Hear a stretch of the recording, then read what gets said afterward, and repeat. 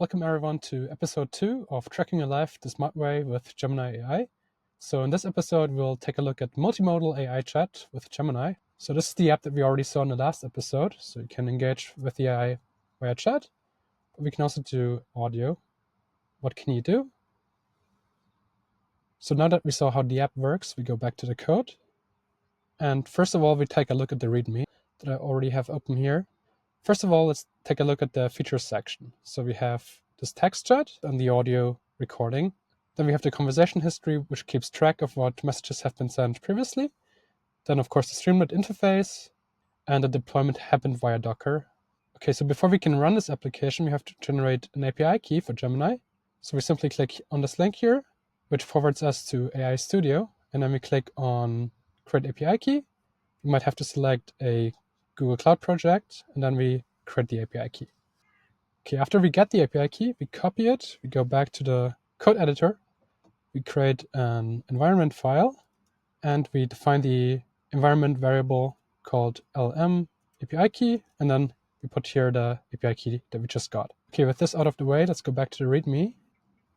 We can either install the requirements with pip, like this here, or we can use Docker, like we did in the last video. Typically, I prefer Docker because you don't have to install the requirements locally, and you have the standalone containerized environment. Okay, now with the Docker image created and also the API key defined, we can either run the app with Streamlit run, or we can use Docker again. So let's do this. Here we have the idea of our Docker container, which we can see on localhost. So let's copy the localhost link, go back to the browser, and here's our multimodal AI chat with Gemini app. You can engage with the app via chat or via audio. What are you up to today? Also, we can download the audio or change the playback speed. Okay, now that we have deployed the app, let's go back to the code. Okay, so this is the code overview. So we have an app.py app, which is the Streamlit frontend, and also a utils.py app, which is the Gemini backend, and a Dockerfile, which links both of them together. Okay, so first of all, let's dive into the frontend. So app.py. Here we can see that Streamlit is being imported. We are setting the page configuration. So here's the name of our app and also the icon, which is a balloon. We can also see here the balloon and the name. And then for the main app content, we also have a title again and a description. This is what we saw here. So the title and the description. As the next step, we initialize the chat session. Also, we define the messages in the session state and the audio recordings in the session state, just to keep track of it during the conversation history. And then for displaying the chat messages, we just iterate through the messages or previous audio recordings. And for the input, we have a placeholder, and then we populate this placeholder with 2 elements. One element has a size of 3 units, and the other element has a size of 1 unit. So the 3-unit element is our input text section that we saw down here. And for the 1-unit element, this is our audio recording, which we saw here. So you can definitely also change this, but I thought this looks the most visually appealing. Okay, as the next step, let's take a look at the audio processing logic. So what we do here is we make sure that the audio has a duration of greater than 0 seconds, because otherwise there would be no audio recording. And if that's the case, then we create a temporary WAV file that contains our audio, and we append it to the session state messages. After the audio recording is appended to the session state, we also display it to the user. After the audio recording is displayed to the user, we forward the audio recording to the backend function, getChatResponse, that handles the interaction with Gemini. So this getChatResponse function takes in the conversation history and also the audio path for our temporary file. After we get a response from Gemini, we also append the result to the session state. So for the text input, it's very similar. Instead of having a WAV file, we take the user input directly and forward it to Gemini. Again, here we take the conversation history as input and the current prompt. And then once we get a response from Gemini, again, we display it in the chat section.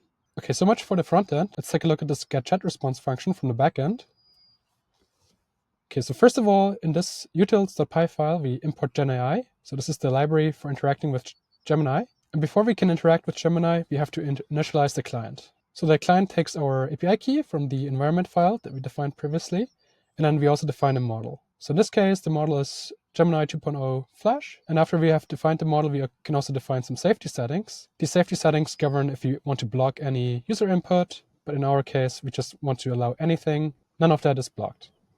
Okay, now let's get to the getChatResponse function, where we take the conversation history as a context. So if there's more than one message in the history, we're keeping track of that.